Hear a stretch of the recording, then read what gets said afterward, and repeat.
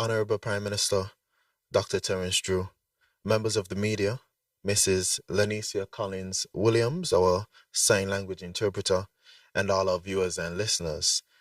Before we get into it, let me apologize for the late start today, but welcome to another edition of the Round Table. I am Javan Liebert, Press Secretary in the Prime Minister's Office.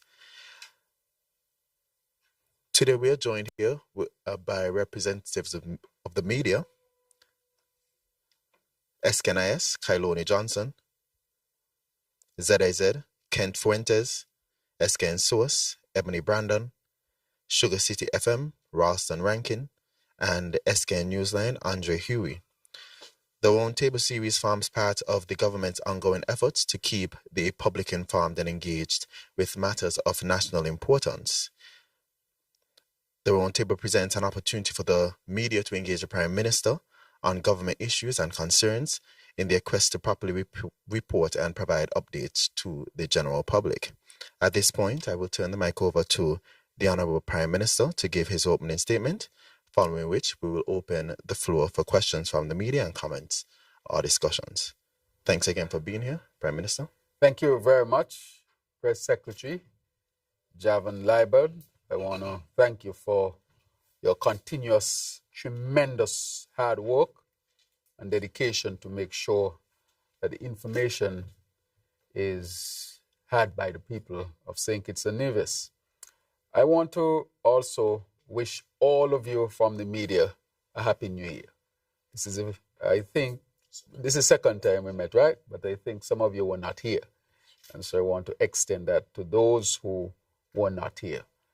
It's our second edition, and we intend to have these meetings or editions or discussions. I will call them conversations, I would say, on a monthly basis so that we can keep our people informed. That is critically important. And to the people of St. Kitts and Nevis, again, I say to you, thank you for your continued interest in the affairs of your country, as you should be. And I'm here to continue to update you and to keep you informed. Let me apologize for arriving late.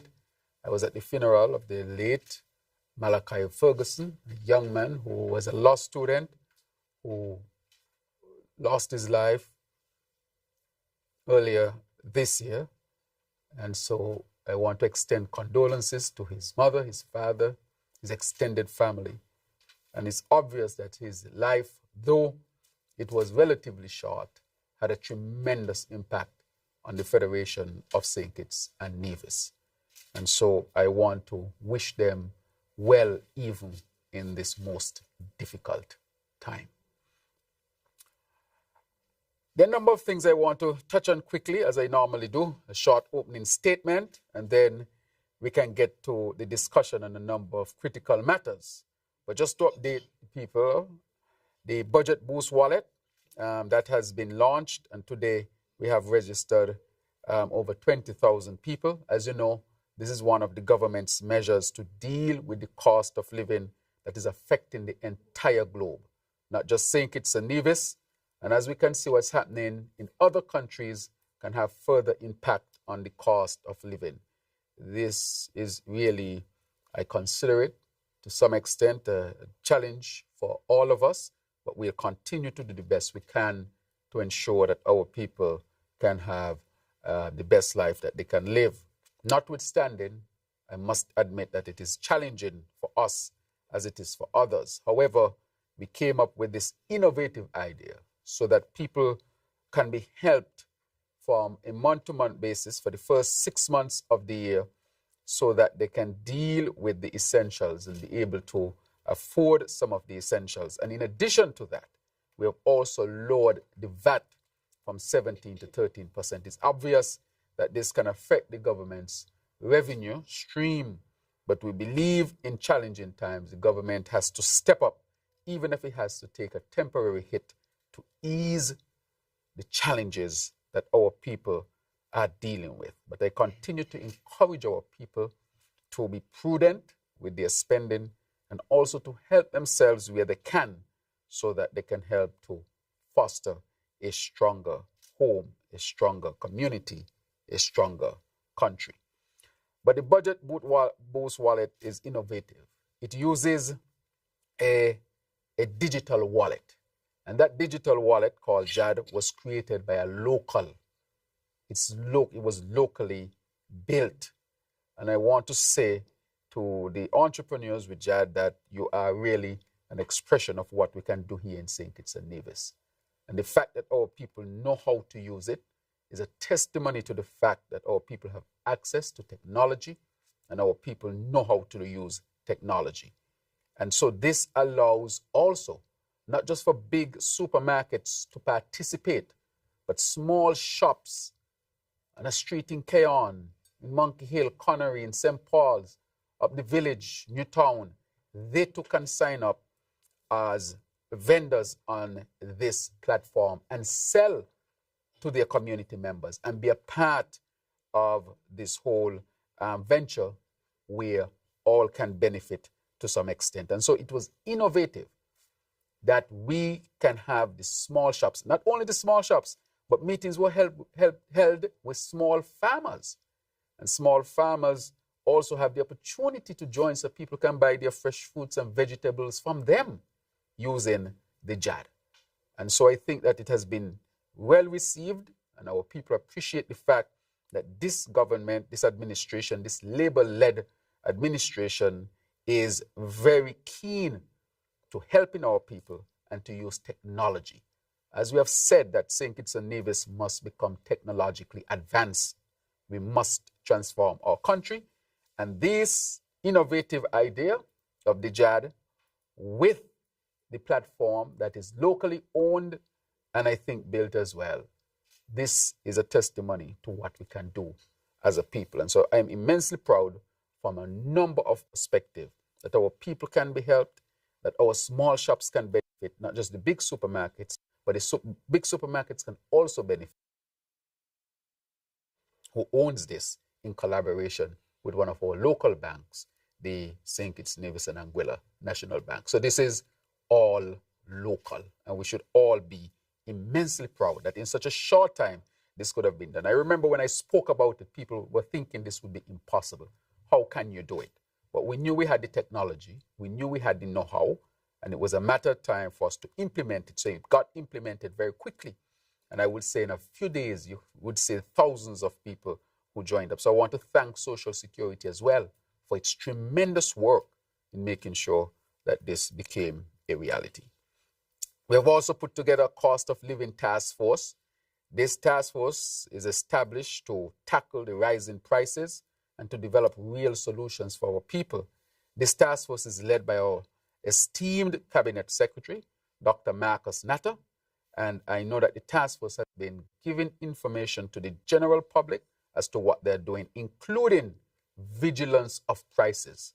And I've asked the Cabinet Secretary, and the Cabinet has asked the Cabinet Secretary to make sure that those who are responsible for checking on prices will check on prices and report back to the Cabinet so that we can be kept abreast as to what is happening to the prices. So I'm asking the traders, the business people, please pass the savings on to the people of St. Kitts and Nevis.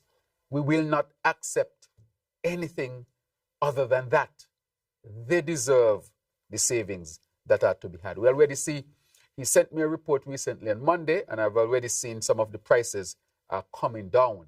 And so we will continue to monitor it as closely as possible so that the savings can be passed on to our people. Again, this, of course, would have an impact on the government, but we have estimated that going through this challenge and this difficulty, we can buttress our people. And so when better days in the world come, we can definitely recover fully. Also want to speak about the electric vehicle course. This course was launched at Clarence Fitzroy Bryan College, of course, in collaboration with an entity that delivered the course right there.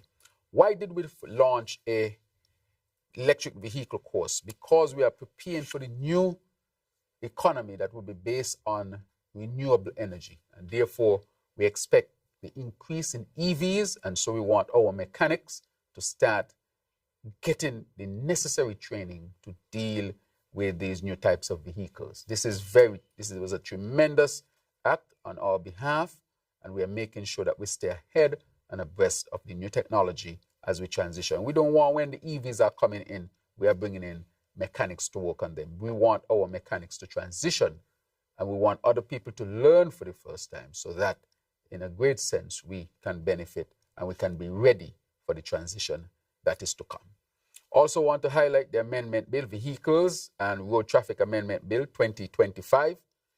We have given some numbers. I want to thank the AG for really leading the task force on this. AG Gad Wilkin, Honorable, has done a tremendous job with that task force. And so we're able to pass the bill into law just recently in Parliament, where we are aiming for and setting an ambitious goal of 0 road fatalities. And so we are heading towards that. And so I'm asking everybody to play their part. This cannot be done by the government alone. Everybody must be involved. We lost 13 lives in 2024. And it means, therefore, that 13 families, communities are affected.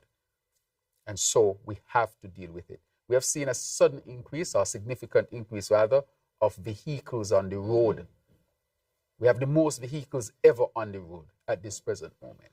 And that, of course, can lead to accidents. But if people are prudent, if drivers are prudent and follow the traffic laws, we can have a significant reduction in the number of accidents. And that is why we pass a law. It is a stiff law, but it has to be stiff because we cannot accept what happened. And therefore, this law is really implemented to curb what we saw was happening. Now we have tougher penalties for reckless driving, careless driving, DUI, and even if it causes death while driving. In addition to all of this, I want to say that we are now using the technology. Everything that we're going to be doing in St. Kitts and Nevis will have a technological solution. A technology will be part of the solution. So we'll have automated ticketing for speeding. I can say today that we have cameras mounted already. You will be receiving your tickets in the mail.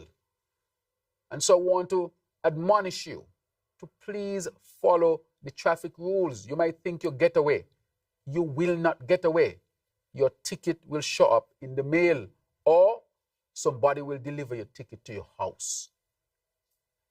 And we want to admonish our people to really take heed and do the right thing. I'll give a story. Remember when I was studying in the United States, I think I said it in Parliament, I was leaving the hospital about 3 o'clock in the morning. And I was on the road going into where I lived, and there was absolutely no other vehicle on the road at that time, because then I left the highway and was in a community. And I slowed down to not 0, which means stop, but I slowed down significantly.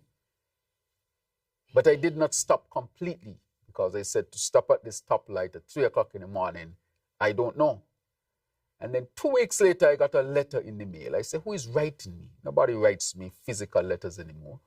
Only to open it and find a ticket in there. And it says $250. Well, I say, well, what is going on here? I looked through better, and I saw a picture of my vehicle with my vehicle number crossing the line on a red light, even though no other vehicle was on the road. And then I choose not to ever do that again.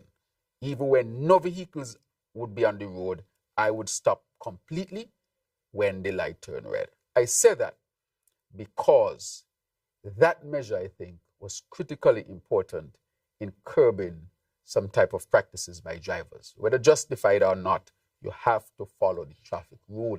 And so you will be getting your tickets. Don't ever think you are getting away.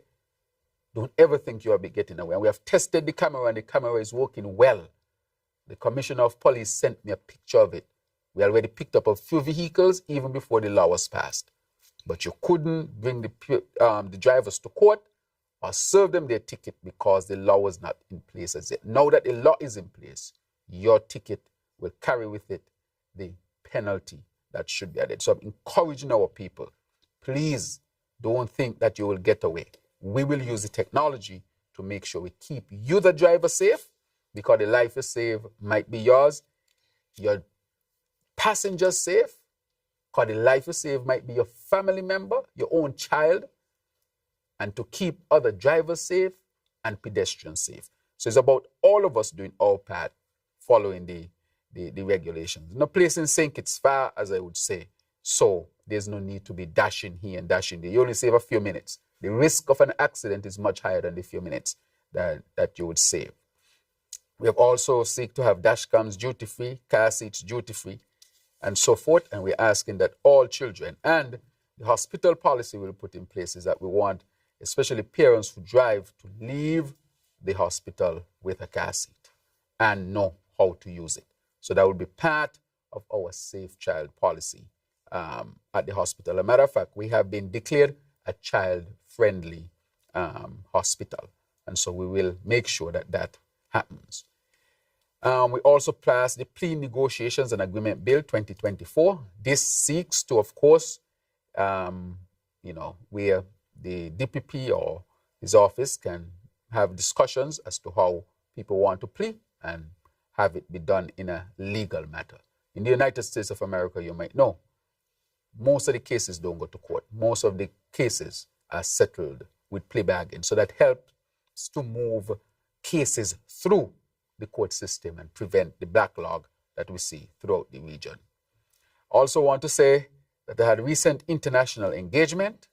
We had traveled to the United Kingdom for a discussion on the Citizenship by Investment Program, where we had representatives from all the OECS countries, plus the EU, plus the UK, plus ministers from the cabinet of the UK, plus the United States of America. And I want to say that St. Kitts and Nevis continues to strengthen the CBI program so that it will never be deemed a risk to our international partners who have legitimate concerns. As you know, I took the chance and went out and make sure that we did everything that needed to be done to strengthen our CBI program. I've said over again, it would have affected our revenue, but it has helped us to stabilize the program, save the program, and also give us a chance for recovery in the future. We were on a path that needed to be corrected, and I said from the beginning that this would be the hardest thing that I would have to deal with as Prime Minister. And I guess as people see it played out over the last 2.5 years, people would agree that that was indeed a significant challenge and continues to be. But I think we are on a road of recovery. I had the honor of meeting with King Charles III. He and I, through his emissaries and through my office, organized to meet, and we did meet in the UK. We had an excellent meeting with a number of positive outcomes.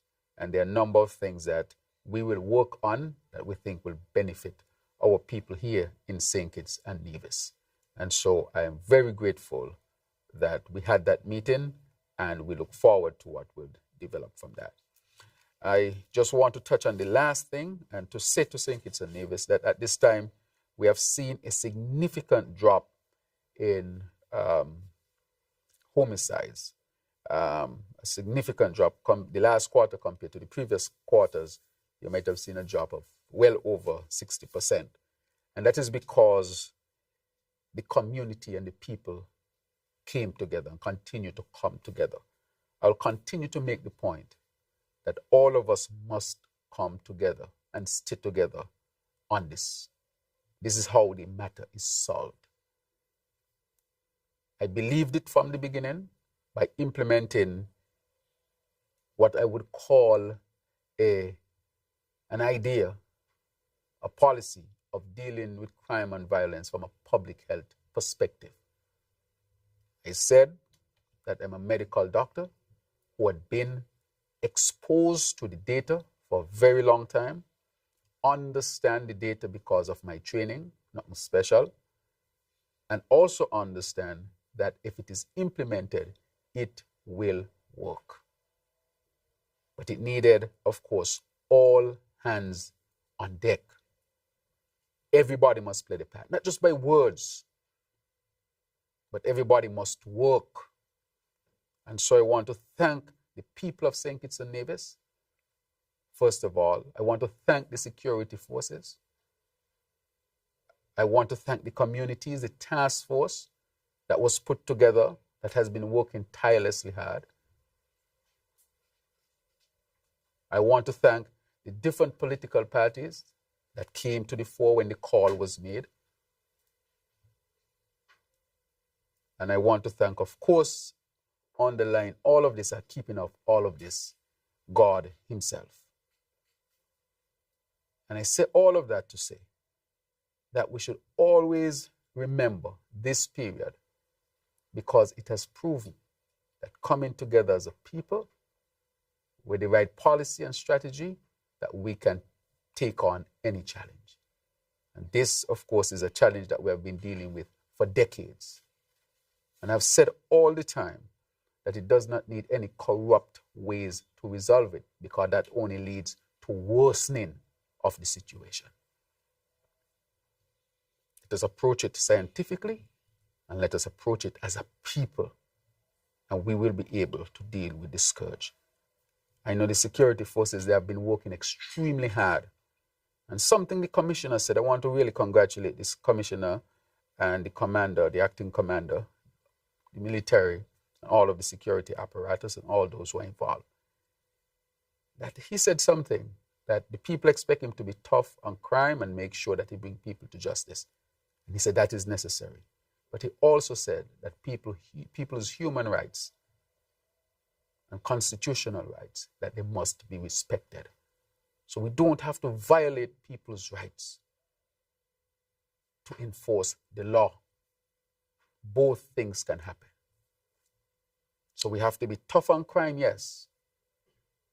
And we see that the security apparatus is tough on crime. But we also have to be tough on the causes of crime, whatever they may be. And I've been totally open with the people of St. Kitts and Nevis on this matter.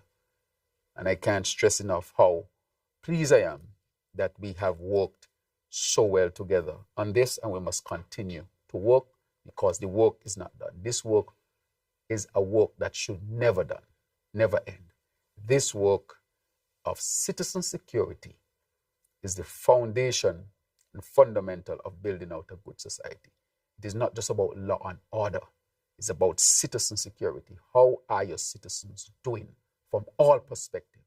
And so we are going to create, and we're in the process of finalizing to create the secretariat that deals with citizen security, looking at our citizens as whole people, not just in pieces or fragments. That is what citizen security is about. And so we'll continue to work on that. So I just want to let that be the end of my opening statement and give you, the press, the opportunity to ask whatever questions you may ask so that we can further inform our people. Thank you for your indulgence. I think I spent a few minutes talking, and you were very kind to indulge me. Thank you. So I open it up to the press. So, Ms. Javon, Press Secretary, what are the guidelines for the press? How many questions at a time? Have we informed them? Mm-hmm. Thank you, Prime Minister. So, of course, we'll go one at a time. As you get the mic, we'll allow you to ask 2 questions at a time. Please state your name and the agency you are representing. Thank you very much. We already have the mic. Okay. Hi, good afternoon, Prime Minister. Andre Huey, SK Newsline. Just a couple of questions on some of the presentations you just made. On the issue of crime, you spoke about the method that you would have introduced and would have also expressed to CARICOM, the using a scientific method in addressing crime. Would you credit that as the primary reason for the decline we've seen in recent times? And what are some of the recommendations that came out of the consultation? Because we didn't quite get any specific recommendations when the consultation ended. So what were some of the specific recommendations that came out of that consultation that have been applied to the current wave that we're seeing of decline in homicides in St. Kitts Nevis? Right. Thank you very much. So with respect to dealing with crime and violence from a public health perspective, let me say that we had a 90-day campaign. And the 90-day campaign, of course, was really the start of what we wanted to do. How it started is when I called everybody together, including all of the political parties. And I said, look, we have to come together to deal with it. And that triggered, I think, a sense that all of us are involved in dealing with the issue of crime and violence. It's only a community or country can solve it. That is what the public health perspective has as its basis. And so I would credit the 90-day campaign because it was focused. It had community participation and involvement. The task force went from community center to community center, village to village, group to group, on both St. Kitts and Nevis. And once the community came together and decided, look, we're going to deal with it, all the results we see came from that. Look at how successful the police force is in terms of identifying those who might have committed crimes and being able to put them away. But of course, we use a lot of technology. We use a lot of consultation with outside help that I have not mentioned and will not mention. We have created a climate where we believe if the crime is committed, we are going to find out who you are. And we have invested. So we have invested significantly in the security apparatus and including regional and international partners to help us. That has been a hallmark. And we have reached out to community groups to respond. We asked the pastors and the church, how will you respond? At the schools, how will you respond? At the community level, how would you respond? We had people sending ideas and suggestions and so forth. So I will credit it, of course, because at the hallmark of it is to bring everybody together. The other thing, we were totally open with the people. You saw the information that to some extent could have been embarrassing for our country. We are the only country that asks USAID, and I want to thank the USAID for its significant contribution to this, in doing the crime dynamic study and giving us the data so that we were data-driven and not emotionally driven or politically driven or just speaking in platitudes because we'd have heard the terms over and over. Let us work as a community, all hands on deck. But how? How do you do it? Where's the data to drive you? Where's the data to direct you? So we started out the right place, bringing people together and exposing the issue. I mean, when you hear how the situation was, they asked me, why would I do that? People ask me that because other countries may not do that. I said, you cannot in any way deal with the scourge of the situation by hiding. You have to first come together and be open and honest and expose the information. Let people have the information. And then after people have the information, we decide now what will be our plan of action. And so we call the people. So I would say that implementing this, of course, has been tremendous, the 90-day campaign and all that we continue to do. I want you to know that we continue to do and we'll do more, especially to deal with the causes of crime. Not just the crime, but the causes of crime. We have to be tough on that too. And sometimes that is what is missing from the equation. So coming out of that, the data showed, for example, family issues is the number one when you rank them. The number one issue is family issue. That is the number one issue. And therefore, we started the process of training family counselors. So we train about 20 family counselors. And we're going to train more family counselors so that we can have family counselors and people can intervene in families to resolve matters. The other matter is peer pressure is one of them. And therefore, we have to deal with it.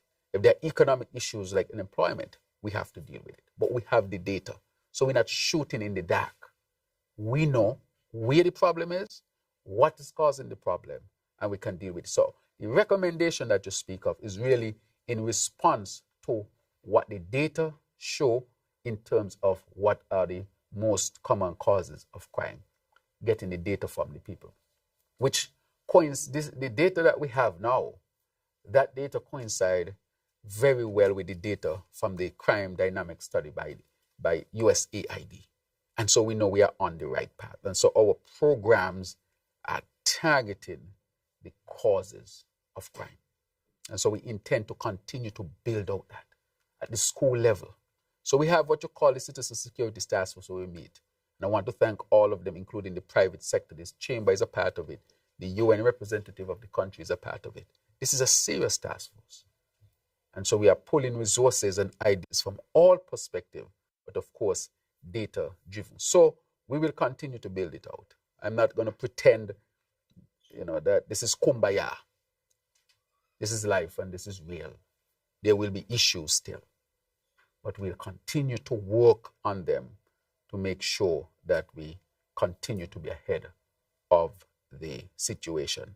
But technology is a big one. So the recommendations that have come out, we had an exit, and the recommendations really were the causes of the most common causes that we have, the big three, that we tackle them, develop strategies to tackle those that we have identified to be the causes of crime. Fuentes, ZIZ News, sir? Yes. Sorry? Ken Fuentes, ZIZ News. Yes. I have two questions. Sure. You mentioned initiatives being taken to train the young mechanics at the college. Yes. What other initiatives are being taken to help train mechanics, and also how will government ensure that job opportunities are created by a clean energy sector remain accessible to members of the Federation? Right. Excellent question. Because we now are on a path to establish our sustainable island state. The sustainable island state is premised on renewable energy, right? And you ask a critical question. A number of opportunities, job opportunities will come as a result. How are our people going to benefit? That is why we started this program where the mechanics can be upgraded to deal with EV vehicles. And we'll continue to run the program and bring in more and more. So we are forming a relationship. My office was the office that sponsored the EV vehicles, 3 of them. So they came in. You have EV vehicles, you have hybrid, different types that they will most likely be working on. Then Dr. Archibald brought in the facilitator through a formal course so they become formally certified, internationally recognized. And so that link between them and the college to facilitate it is what will continue to expand so that our people can have other opportunities, can have the opportunities. The other thing, we will seek to have relationships with other institutions outside of St. Kitts. For example, we have 2 young people who will be going to Germany. The Chamber of Craft is now providing scholarships for vocational training for our people. So those 2 first persons who are going, they are now completing the German language course where they have to be at the B1 level, and they're almost there. As soon as they're done, they head off to Germany, where they will be trained and certified in vocational areas, including the mechanic and electric vehicle. That will be an area. So you'll be local trained and you can be external trained in order to continue to upskill our people, so to speak. So I'm very happy that those 2 young men will be going. They will be the 2 first. So we say, let's do 2 and let's see how it works. But it's been going very well thus far. So when they go there, the Chamber of Craft will pay them. They'll actually receive pay while they're being trained. Because it's almost like train and work. And then after that, they'll be certified. And then we want them to come back to the Federation to help to advance our vocational field. As you know, we had experts from the Chamber of Craft who came to St. Kitts and Nevis. They were here a few months ago. The first course that they delivered at AVEC is a course in, I think it was carpentry and so forth, but advanced building, but the advanced, dealing with issues of what we're going to be dealing with. How do you build for sustainability and so forth? So we are doing that through our own means here and relationships with international institutions like the Chamber of Craft of Germany, and also making links with other institutions. So we are exploring the United States. For example, Southern University. We are seeking now to establish a formal link with Southern University. We have a formal link with them where we are sending people to Southern University to study. But they have a vocational school. And so we're going to link their vocational school with our vocational school so that we can have that exchange of knowledge and so forth, so that our people will be able to go over there and become certified, even at the level of the United States certification level. So that is what we are doing. So the job opportunities that are to be derived with our people being trained, they'll be able to take them up. The other thing I like to say, I want to once again thank Dr. Archibald for facilitating a solar lab at AVIC. That solar lab will be used to train our people in solar panel and solar electrical work, so they can become certified as well.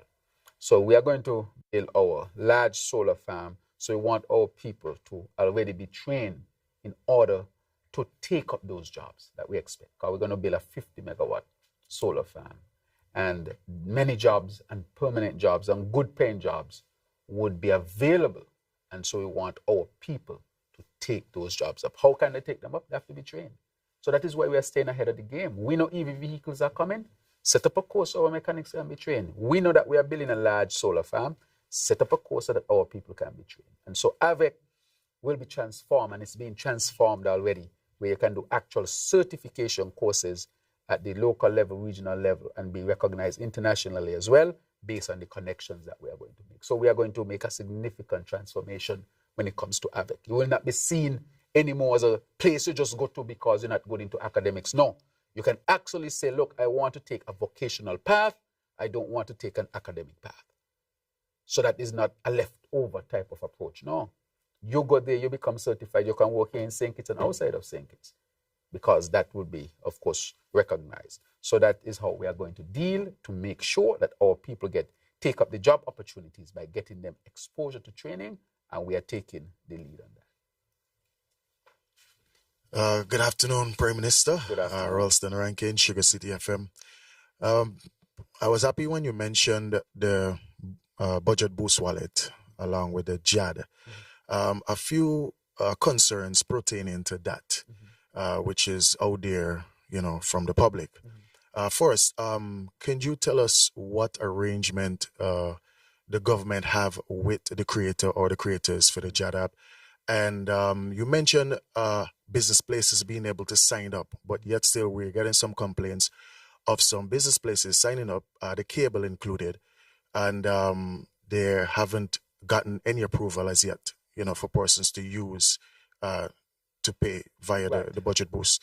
And also, there were one or two issues with the app where persons were saying that they went to use the money from off of it, and it was saying insufficient funds, but you can actually see the funds on the person mobile phone, right? That is pertaining to that. And then the Kim Collins Stadium, the Honorable Samuel Duggins mentioned that it would be ready for this year's athletics sports season, but it doesn't seem that might be possible. Could you give an update as to if that is possible and why? Right.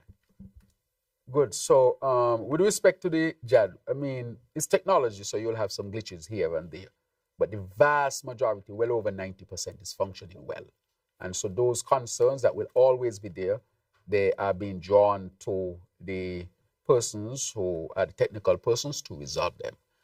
Just like you have issues, you have a computer sometimes, you might give a little issue here and there. So it's the technology. It's not perfect ever, but it is resolving 90-something+% of the issues. With respect to the cable, one has to ask, what are the essential for life? Because the cost of living is hitting people at the very essential things. So what are the essential? Food. Wait. Food. No, food. Remember, people were complaining about cost of food. Mothers were having trouble to say, how can I buy some food? Water. That is how far back we're going. Electricity. Right? The basic of life. Groceries. Those are your basics of life. Without those, you can't live. Internet is on a higher level. Right? You can have all the internet, but you don't have food. The internet makes no sense. You only think about internet when you can do the other basic things in life. There's a hierarchy of needs of the human being. Technology is essential, but is a higher up. The very basic is the very basic that we are speaking about. Now, if we do that for you. If you have that, so you can use that to pay your food, your water, your electricity. We want to make sure people have the very basics. So the money that you would have spent on those, what do you think you can do with that? You can then use that and pay your cable. You can then use that and do something else.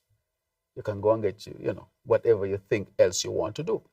But that help is to help you with the very basics so that ease the burden of the cost of living there. And then the other things, you can say, okay, let me shift some money here. So what we are doing is we will now put people on the radio and the airways. I think the first one might be tomorrow, if it hasn't happened, where they come and they help people to how do you budget? Because part of all of this is financial education. That is why we are doing the Aspire program, because we want people to know, to learn, and all of us to learn even better how to budget. So if I'm getting help with my electricity, my water, my food, the money that I would have used here, why can't I say, okay then, the money that I don't have to use here, I can use that for my internet. But the government is helping to make sure that I have the very basic, which is food, groceries, electricity, and water. So that is a thinking. What's it costing the government to use the app? Is it costing the government any?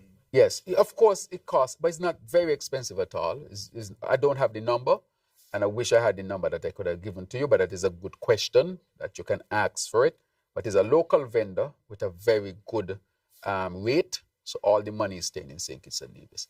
In terms of the business places, in terms of the vendor for JAD, in terms of the people who would use the money. So I would say, but I don't have that number, but I know it's an excellent rate that we are getting with respect to it.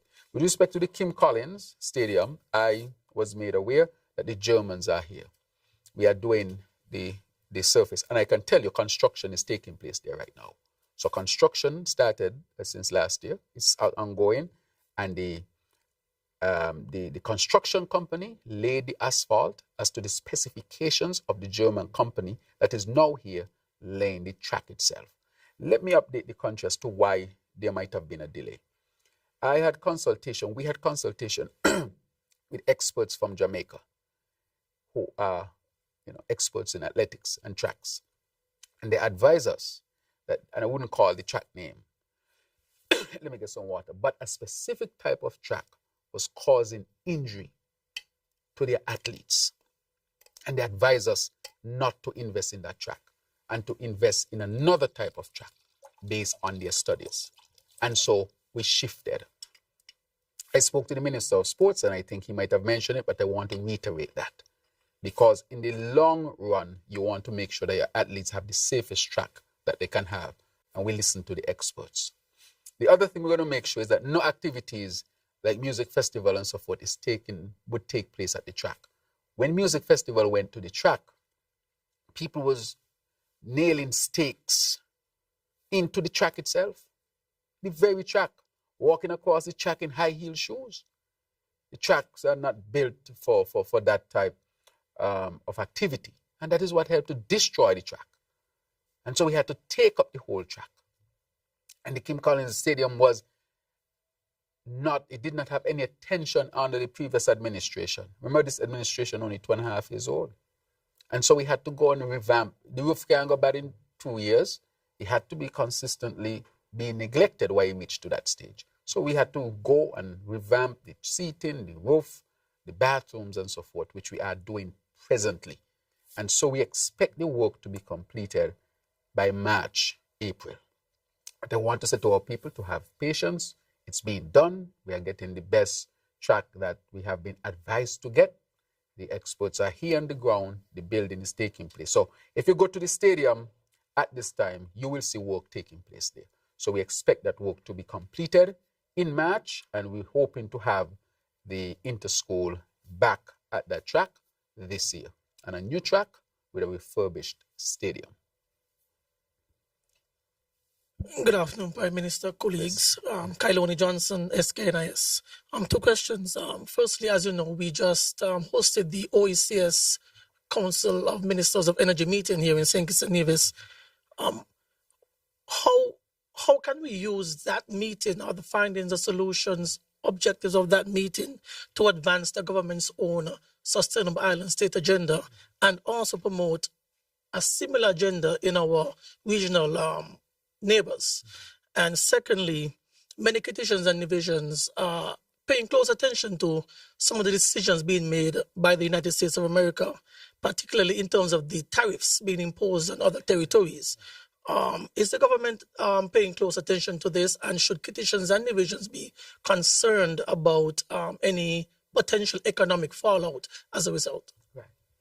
Thank you very much for those two questions. As you know, St. Kitts and Nevis has declared its vision, which is to develop a sustainable island state. This is the only way we can continue to exist. There is no other possibility or any other way of really surviving well without having a sustainable island state. This is an imperative. Whether people say it or not, it is an imperative. We have to achieve this. This is our only hope to continue to exist as a country. One, because of the environmental impact. Two, for economic viability.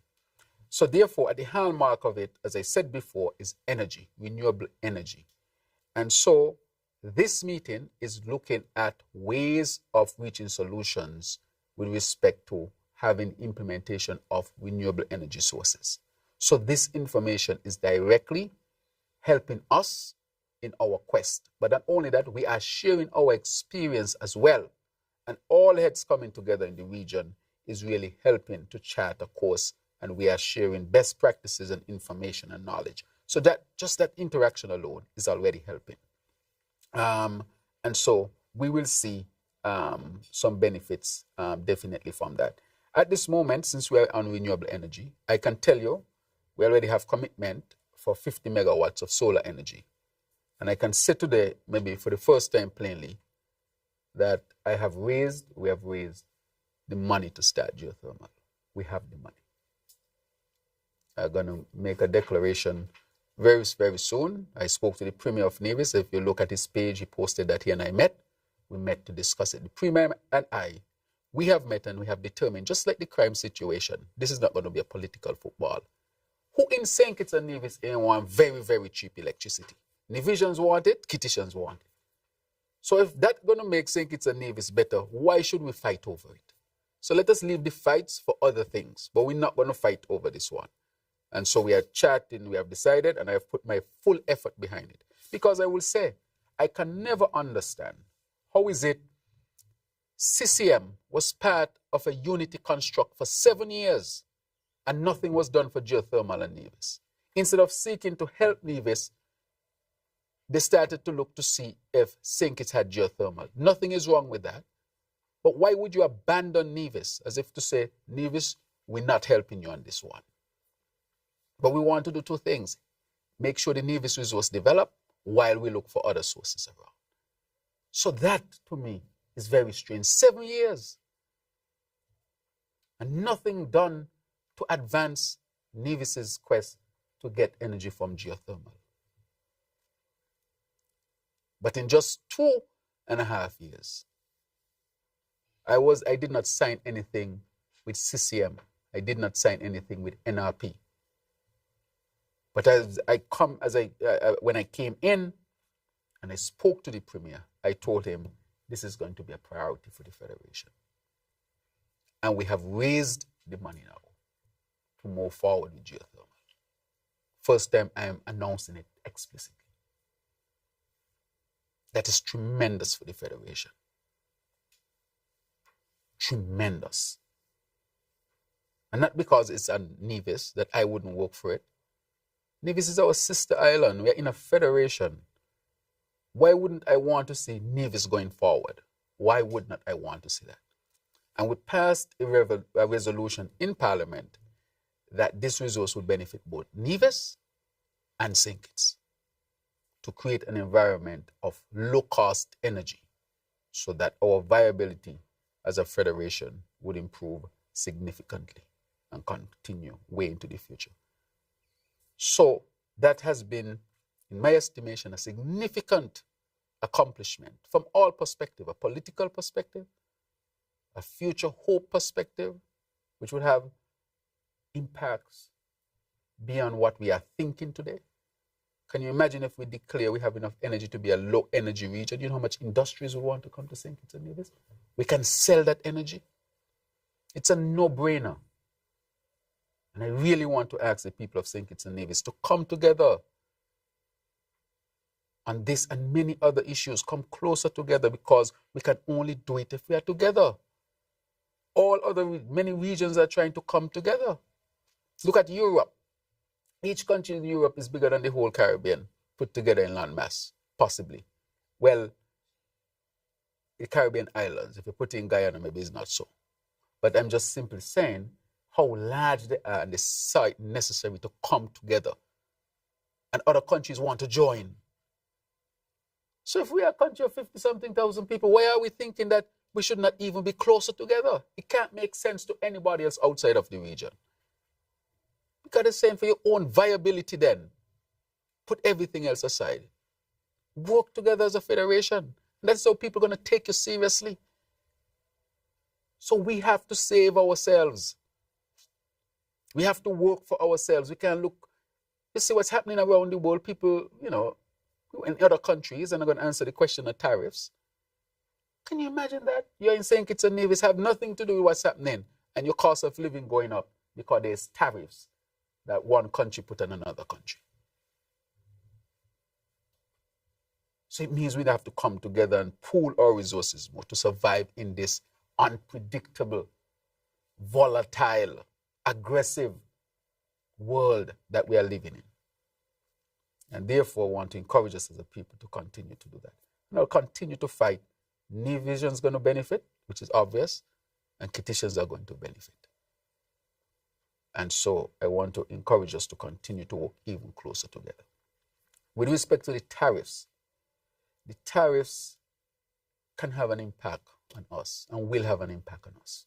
Again, can trouble the cost of living. And we have no control over that. Those are decisions by other countries that are affecting us because we are so dependent. That is why we need a sustainable island state to sustain ourselves, so that when they have their issues are not impacting us so greatly down here. When tariffs hit, I don't care whoever, any leader has to deal with it. These are things you can't go and just tell the people, how are you going to take down the tariff? You can't promise people you could take down tariff. That has nothing to do with you, but your costs will go up because you are depending too much on other countries. There should always be an interdependence, but we have the possibility of becoming more sustainable, self-sufficient in a region that is relatively stable compared to the rest of the world. And so, yes, unfortunately, the tariffs can have an impact on us. So I continue to call that world leaders would seek to always create the best scenario for all of us who are living on this planet.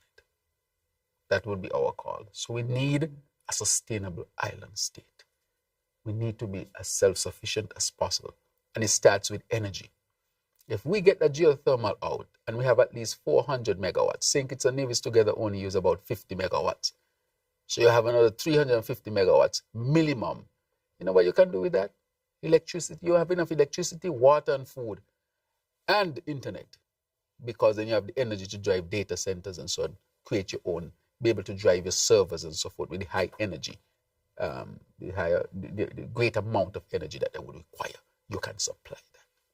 And that is why it's important that we push as much as possible for the sustainable island state and to get the energy going.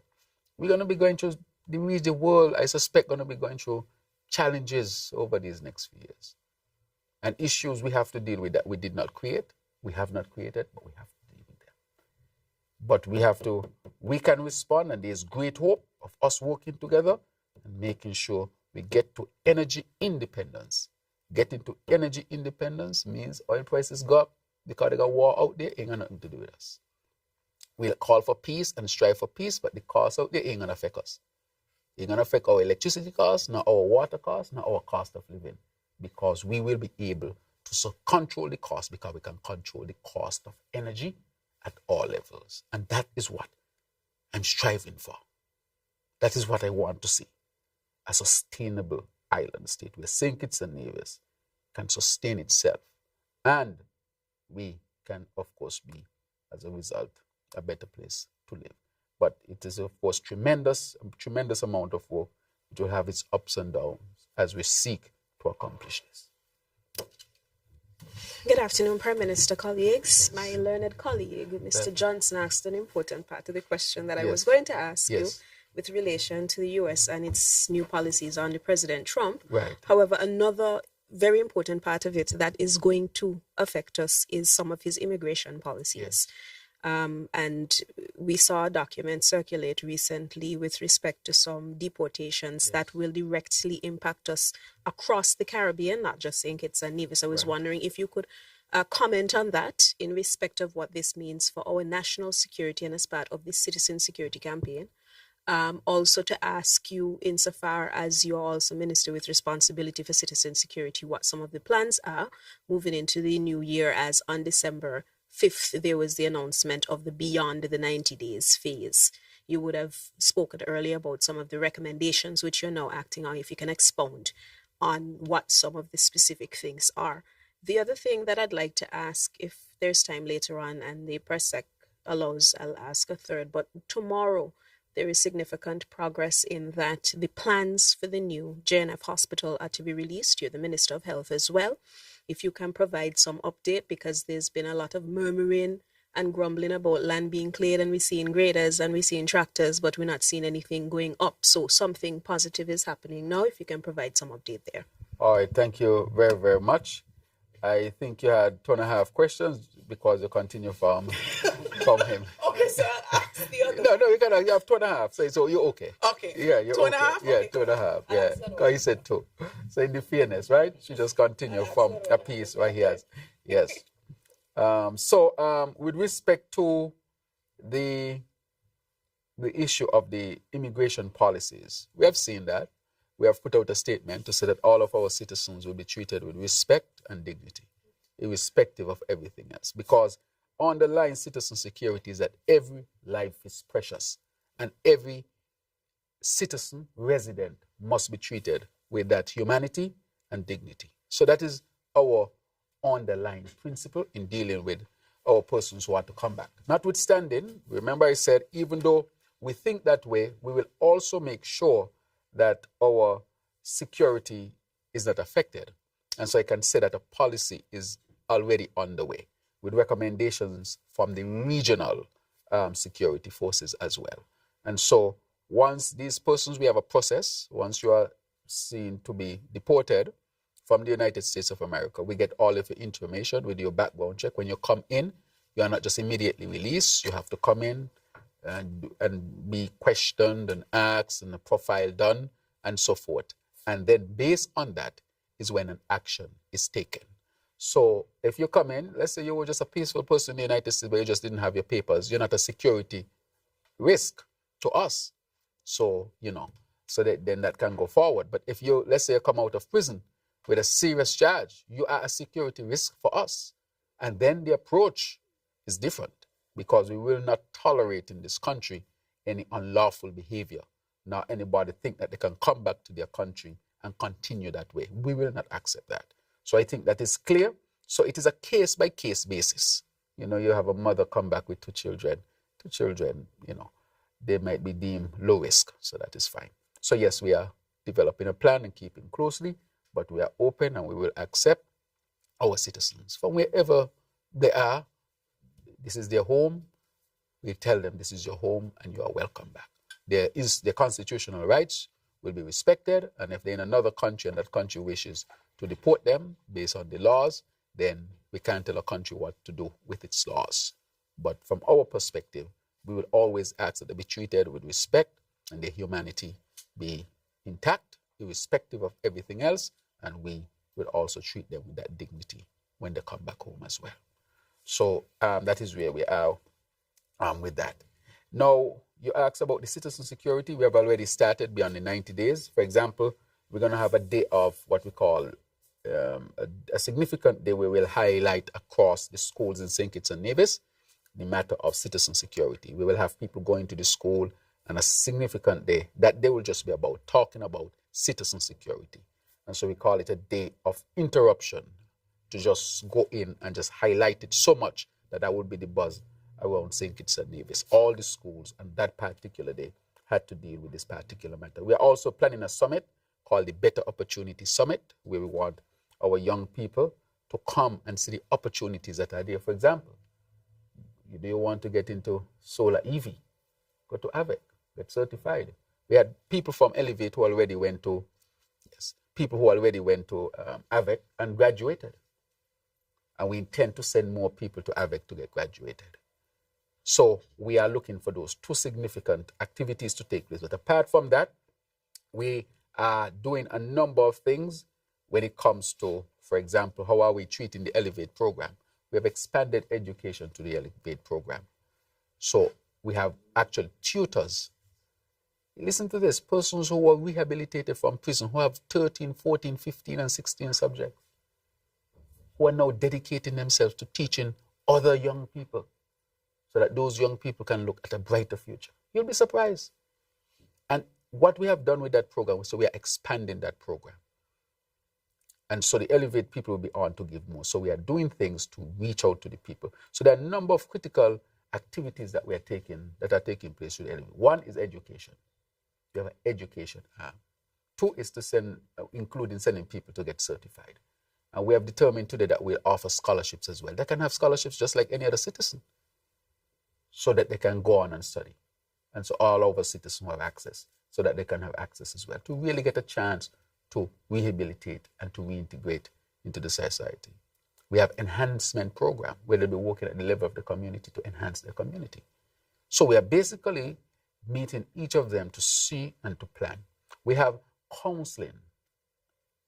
We have counselors attached to Elevate because there are persons who might need counseling in their rehabilitative effort. Just can't say rehabilitation, it has to be scientifically approached. And so that is offered as well at that level. Apart from all of that and the other activities we are doing in the community, the other thing we have is a prison program. We have teaching in the prison. We have a prison to work program. So if we know that you're in prison and you're coming out, we already start to plan your exit so that you don't come out on the street. You come out to a program where you can receive a stipend, be able to feed yourself, and start planning your life to have hope. That has started. In the prison, we have started the education, we have started counseling, we have also started the farm, which we are going to, the farm. If you drive along the Kim Collins Highway, you see that land is now, it's now fenced, really nice. It's going to be a model farm in St. Kitts and Nevis. Not going to just be any old farm, it's going to be a model farm that's going to help to feed the members who are incarcerated at this time. We have also started there a father-child program. How does that work? For example, in the Christmas, we allowed those as an incentive take off their, the dress they would wear in prison or the garments they would wear there or the clothing, let them dress regular and took them to a safe place where they could have interacted with their child. No prison clothes, so that the child can see their fathers and their fathers can see their children. So the father is not feeling so shameful that look how my child is seeing me in prison clothing. And the child is not saying, look, but my father, he's in prison clothing. They were in civilian clothes, properly dressed. They had a Christmas tree, gifts. They were able to take pictures and so forth. So a child can go back to school and say, look, I saw my father in this December, and this is the picture I took with my dad. And he gave me a gift. And then he might go back into prison and say, look, say to the other prisoners, I went out and I met my son, I met my daughter. We had a good Christmas. I was able to give my child a gift. Because we bought gifts for them to be able to give their children. And that helped significantly. So those are the kind of things we are doing. Apart from the law enforcement, with the technology and having all of this, we are dealing with the social aspects as well. There's a new course going to start in school called Life Skills. Life Skill will teach physics, civics. It will teach financial education. It will also teach a number of things that we think people need to be good citizens. So that is going to be a new program launched by the Ministry of Education. That is why when we say we're dealing with this thing holistically, and from a public health perspective, we are touching you from the time you are born all the way up, because the society has to approach crime and violence in this way. Otherwise, you'll be just scratching the surface or you'll be coming up with methods that can make the situation worse over time. Look at what happened in Jamaica. Look at what happened in Trinidad, Ecuador. Those type of strategies don't work. You have to truly help people, because you can't pay for peace. That does not work. And I've said that over and over again. What we have to do is get programs that truly help people so that people can be reformed. We need to learn from Ecuador, Trinidad, Jamaica, and so forth, that implemented programs like this at some point in their history. And look at where it would have gone. So I am simply saying that from that perspective, we continue to work with significant activities and also to make sure that we continue to build out. So we are in the process of more psychologists, more family counselors, more programs, more interventions, more people helping and so forth, so that we can deal with this. So I feel very good about the path that we are going when it comes to citizen security, and the path that we are going when it comes to the sustainable island state. We have raised the money for geothermal to get started. So we are going to drill the first 5 wells. It's going to give us, the prediction is, significant amount of energy. And then after that, we're going to build out the factory and move forward. In the interim, we're going to build a 50 megawatt solar farm to help our people. I'm not going to say it's going to be easy. They're going to be transition, because we're trying to wean ourselves off of CBI. It was a bad strategy to bring the government to depend so heavily on CBI. We see what's happening to CBI. And if you have your economy depending so much on CBI, which can be affected at any point, what do you think? You're at risk. You are vulnerable. We want to get away from that vulnerability. That is not sustainable. What is sustainable is us taking the energy of the earth and the energy from the sun and the wind that God gave us to give us a state of low energy cost, which will help to enable a lot of other things, water, food, and industries that we are seeking. So we are working tirelessly hard to achieve this. But yes, I'm very pleased with where we're heading with citizen security. Yes, on the hospital matter, yes, people would know, those who are in the construction field, you will know that it takes, to do a major project like this, takes about 2 years. You have to do planning, soil testing, consultation, get the monies. All of these things have to be done before you even start digging the soil. That is why if you look under the last administration, no Bastia High School, no hospital, no major projects, no major investment project. I think if you talk about construction, it might have been the bus station, which are considered, not major projects. They're considered, small to medium size in the grand scheme of things. When you talk about the hospital, you're talking, close to $200 million. That's the size of project. When you have a project that is going to be hundreds of millions of dollars or over $100 million, a significant project needs significant work. Make sure your EIA is right. Planning has to see your stuff and so forth.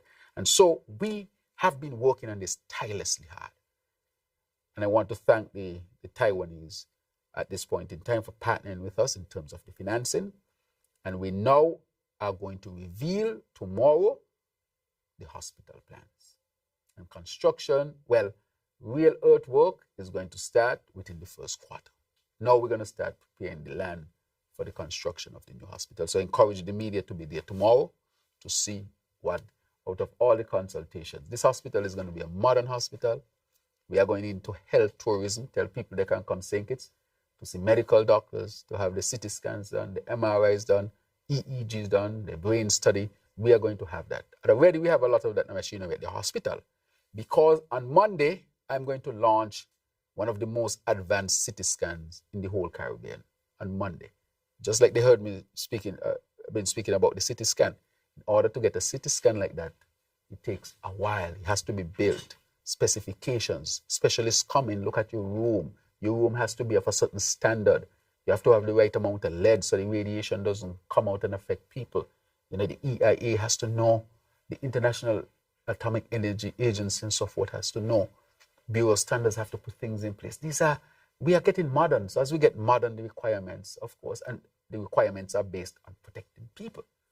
And therefore, all of that is in place. I can say the CT scan is working. We have done 13 plain CT scans, and this week we have done the contrast CT scan. And on Monday, I'm going to the hospitals to officially launch the CT scan for the people of St. Kitts and Nevis. And right on the heel of that, I had a meeting last week about the MRI. We spoke to, through Public Works, the suppliers in Miami. They now have everything to send.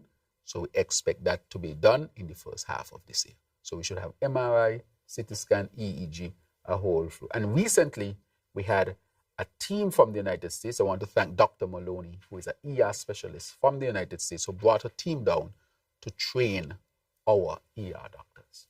And we'll continue that training. That training does not stop. It continues to upskill our people and to upgrade the services at the JNF. So we want to make sure that we are already ahead of the ball. We're not waiting for a new building to upgrade our services. No, we are doing that now. And lastly, to say on health, I want to thank the Robotics Association for coming up with an IT solution to electronic health record. They have built an electronic health record at international standards. Just like JAD at international standard, our local people we have tremendous amount of talent. I'm not looking outside unless I'm looking to my people first, because we have the talent here. And of course, we will partner with other countries and other people, because that has to be part of how we govern as well. Just like we thank the Taiwanese and others who are working with us, the Cubans in health and so forth, so that we can reach where we want to reach. But we have tremendous amounts. So I want to thank the Robotics Association. And as you know, Dr. Neil was just declared Goodwill Ambassador for Science and Technology. He is the head of the Robotics Association, and they have built it. So we now start the implementation of the IT, of the electronic health record for our health system. And so that would be a major, major accomplishment for us as a country as well. And it is a homegrown solution. Our people are talented, tremendously talented. When I have problems, what I'm going to start to do, go on the radio and tell people, we need this. You'll be surprised to know who come forward. And if we don't have it here, our people in the diaspora, because when we ask for the emergency room doctors, we don't have those specialists here. Is a Kittitian who lives in the United States, who is a specialist, Dr. Maloney, who worked with us, brought back a team of specialists from a hospital, Rutgers University, and they came here to train our people, and that is a continued relationship to upskill our emergency department. And so I can talk about all the other nationals out there who are contributing. And so I want to thank them very much for selflessly contributing to our continued development and development as a federation. It's later than usual, but Prime Minister, with your permission, I'll allow one more round. For this round of questions, I'll ask the media to be coupled. So I'll allow two members of the media to ask the questions at the same. That will be 4 questions. Okay. And then the Prime Minister will respond, and then the other 2, and then we can do a wrap-up. Okay. That. No problem. Thank you very much.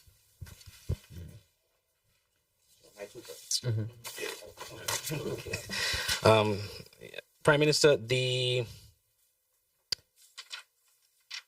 on the issue of Citizenship by Investment Program, there was a press release that was released early this week that indicated there was a 169% increase in applications.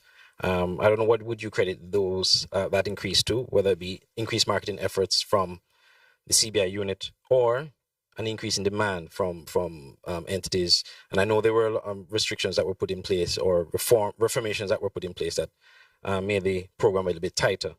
While on that as well, if you have figures to compare, to give us the figures as well on that. My second question has to do with the somewhat on migration, but more specifically the policy of St. Kitts Nevis. What is the policy of the government when it comes to illegal migration? And we are speaking specifically of, we saw 2 years ago where we had boatloads of Haitians and Africans who ended up here on our shores. And just recently a tragic incident where a boat of 19 bodies, they were all dead by the time the boat arrived here. If a boat comes from Haiti, for example, to St. Kitts and Nevis, what is the policy, the official policy of the government in dealing with that issue, or any other nationality for that matter? What's the official policy of the government? Right. So the official policy of the government is to work with the United Nations and regional Red Cross and so forth. We get the significant input as to how we should handle these people, because there are issues of human rights that we respect as a country. However, you have people coming in, they would have broken our laws, and so the law enforcement will get involved. They can't just be set free. They have to be brought in.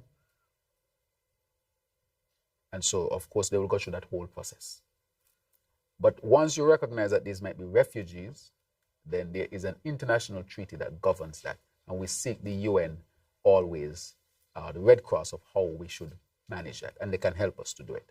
So from a law enforcement perspective, there is a process. The process is not just to set you out on the road. We don't know who you are, why you are here. All those things we need to know. Are you a threat? Can we set you free or not? All those things are done when this happens. So from the perspective of these boats coming though, what we find is that St. Kitts and Nevis, maybe because of where we are located, you have people in Africa might be trying to go from one state to the next, one country to the next, and the engine might give trouble. The boat gets away, get caught up in the currents. They're just somehow drifting them towards us. But our Coast Guard probably picked them up outside, and so brought them ashore. It's the same thing when the Haitians were here. They came in from Dominica. We were able to intercept the boat, and so we actually saved their lives. And then the last set, remember we had another set of Africans who came. Some died. Their boat capsized. A boat picked them up, and the boat bring them to St. Kitts and Nevis. They said the captain tell them St. Kitts and Nevis is a safe place to go. Of course, you drop off human beings here. We're not just going to. So we brought them in. Law enforcement got involved. The United Nations got involved. And that is how we dealt with that particular matter. So I don't think that apart from the Haitians who were passing through, most of them who got here, they just drifted here. Sometimes we also pick up empty boats. Somehow the currents are, from off of Africa, taking them to St. Kitts and Nevis. The ones that were here from Haiti, I think it was 13 or thereabouts. Yes. What's the status on that? Right, so those who came from Haiti, after we analyzed that they were not security threat and so forth, they came from Dominica. We related to Dominica about, returning them and so forth. So that process was going through. They got integrated with the Haitian community after they were deemed no threats. And then, I guess people after a while, some of them just decided they moved on. They moved on. Yeah, they moved on.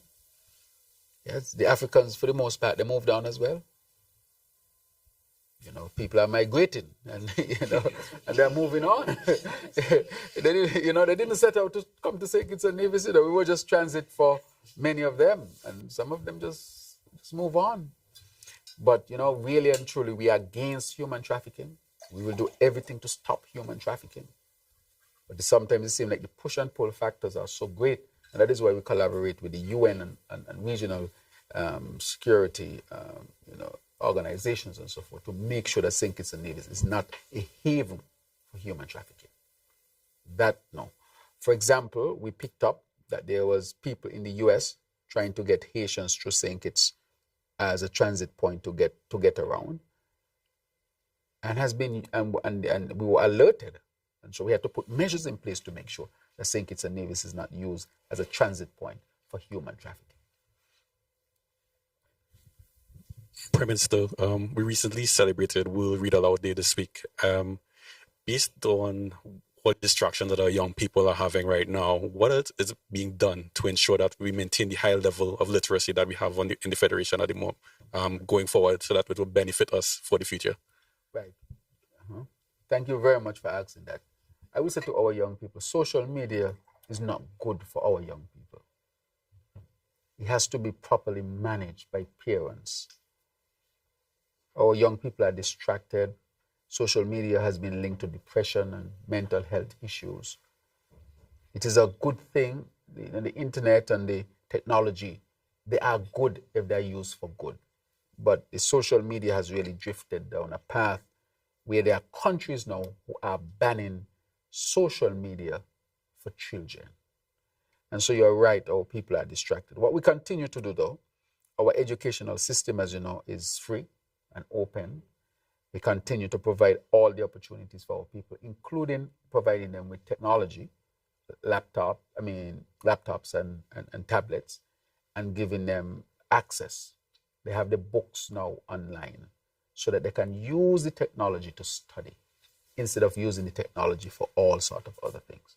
As a result of that, we are hoping that giving them technology, but giving them the proper tools that they should be using with this technology, that would continue to enhance our educational system. So, in a sense, we are not against technology, we are pro-technology, very strong.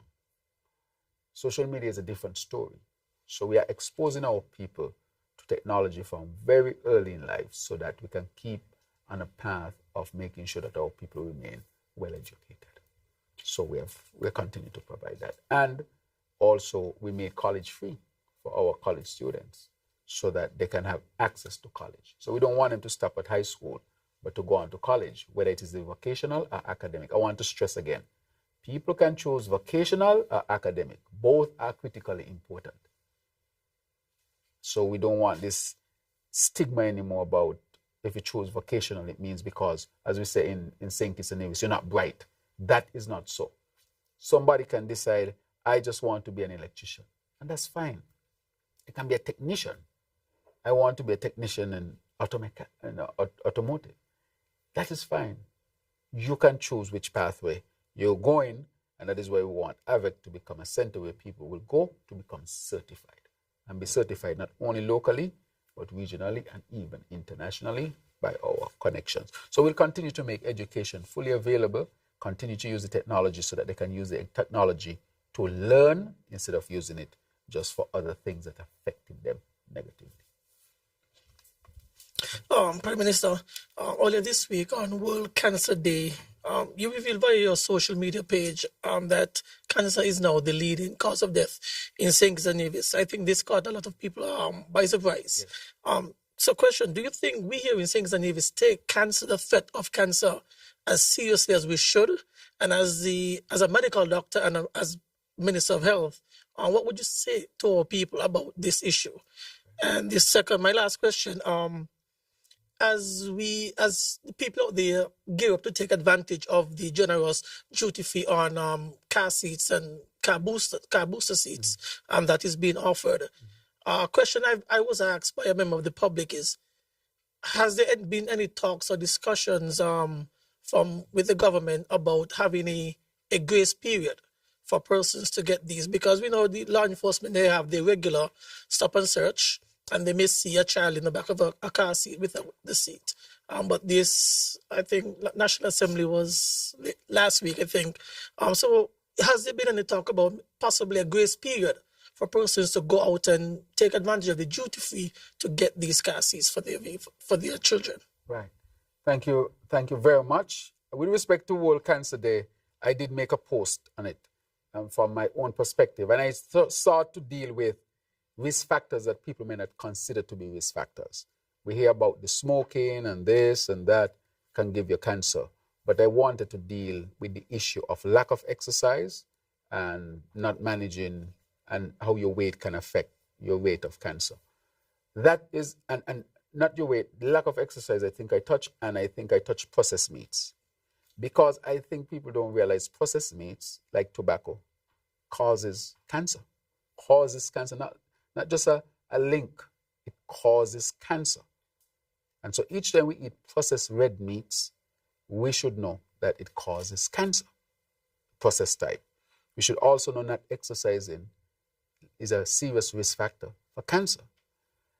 But the other things when it comes to cancer, though, is that, for example, there are some sexual activity that can cause cancer. HPV causes cervical cancer, and we are stepping up even when it comes to that. Smoking, of course, that is why we don't want people to smoke. We're not saying what you smoke or don't smoke. We don't want any smoking in public, because that is a cause of cancer. And we don't want people to smoke, period. We'll tell you don't smoke because smoking causes cancer. And therefore, we know all of those risks, and each cancer has a different risk profile. And that is why I said at the end, have a conversation with your healthcare provider, your doctor, or you can go to the clinic to get further information. Since 2018, cancer was the leading cause of death in St. Kitts and Nevis. It is not just now. It is that I am highlighting it. It was since 2018, and I don't think it was highlighted enough. That is why I say in governance, you have to be open with people and straight up and give people the information. People are not babies. People understand this is life, and real information, that information helps people to make the right decisions. Cancer is a serious problem in St. Kitts and Nevis. All developed countries, as you get more developed, that's where you head. Cardiovascular diseases and cancer, they become the main causes of death. When you're not so developed, it is infectious diseases, which we don't have much of, like tuberculosis. And so what we might have is some pneumonia that sometimes can be prevented. But we don't have those infectious diseases that our great-grandparents used to suffer from in the 40s, 50s, and 60s, and so forth. So we are now suffering from chronic diseases, non-communicable, such as cancer and blood pressure, diabetes, and so forth. Things that we can have a lot of influence over personally if we choose a particular type of lifestyle. And so I want to say that this was since 2018, but I highlighted it, this cancer, because I think all people need to know and to take this thing very seriously, because it's affecting our people. And from the health promotion unit, they're dealing with, they have SKN moves, they look at NCDs, but I think in the NCDs, we hear a lot about pressure, sugar, which we should continue because those are major killers.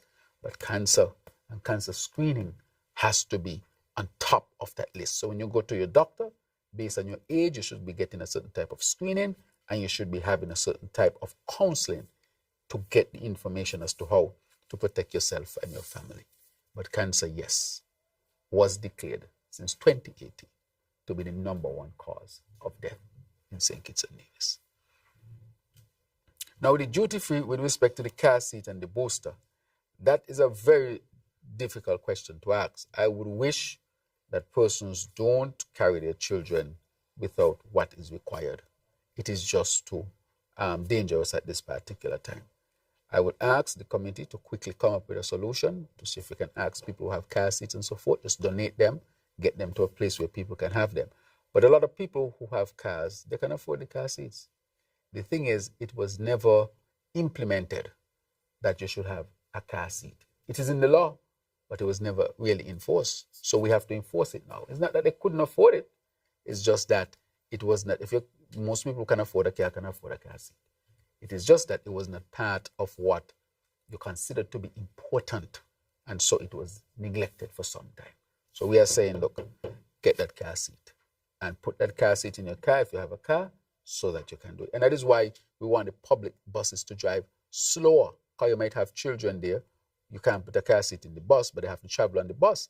That is why when you go to the United States, you don't have booster seats for all the children. The school bus drives at a certain speed.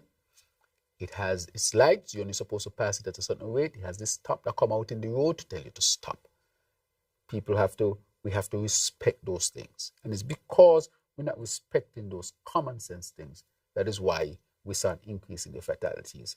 But there has been tremendous support for the stiffer penalties, and we're implementing them. I want to say on this one, you will receive your ticket in the mail, or somebody's going to show up and show you a picture of you violating the traffic rules. And the fees have gone up. So it's better for you to respect the traffic rules and drive safely to protect yourself, your family, and others. It's critically important. We have to do it together as a country. Prime Minister, I'll ask my, what is 3.5? Yes. my 3.5 question, yes, which has to do with the unusual weather patterns this year and how we stand in respect of our preparedness for what may be another very active hurricane season. The weather reports are all indicating that the risk factor last year prevails this year, unusually high ocean temperatures, which spur hurricanes despite the cold fronts, because we are all feeling this cold weather at night. Where are we in terms of our preparedness in St. Kitts and Nevis well ahead of the hurricane season? Right. Thank you very much. As you know, we have NEMA. We instituted a NEMA board that now oversees NEMA and makes sure things are in line. We have a new director, a sub-director. So NEMA is fully filled out, stocked out. And, we had the SEDEMA conference here, which is the first time held in the OECS. And that is because St. Kitts and Nevis is showing strong leadership when it comes to dealing with weather and preparedness. So I think we are fairly well prepared, and we will be well prepared. Lastly, let me remind you, remember when we were at the hospital and we shut off the current and we were doing all this simulation and people saying, the hospital loses electricity. Those were part of what we were doing. And we continue to do them this year so that we can be as ready as possible. If the hospital power shut down or the electricity in the country shut down, you want to know where the kinks. You have to run these simulations in order to be prepared. That was part of our preparedness. We saw where the gaps were.